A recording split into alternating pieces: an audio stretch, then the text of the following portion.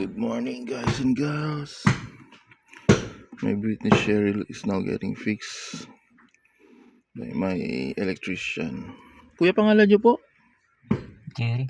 Sir Jerry. Sir Jerry, thank you sa pagpunta rito. So, he's checking right now the fuse. Ano yung fuse yan, no? Computer box. Yan ba yung tinatawag na computer box? Hindi, fuse lang ito. Fuse. So, fuse. So, he's checking for Britney Cheryl will revive.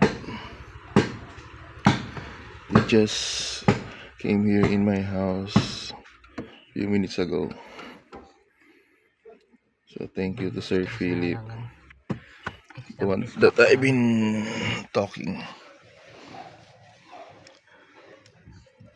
to help me fix. I hope that Cheryl will get fixed. Matagal na po kayo, sir, nagaganyan?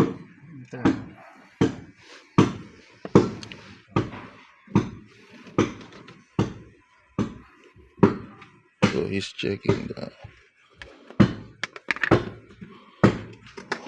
I don't know what this is.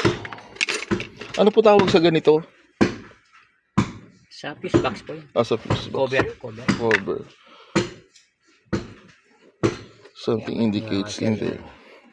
Flashlight? Yung hood. Ano po gawin? Hindi yung hood, pakiangat yun. Angat ko po. Sige. Ayan, saan ba yun? Nakaangat na po yata. Nakaangat na?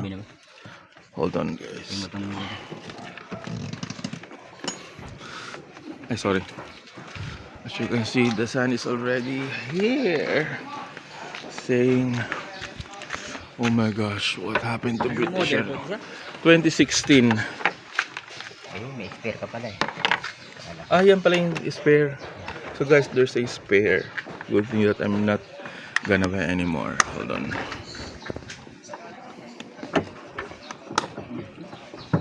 So after a month of waiting for the right technician, hey, what are you doing there?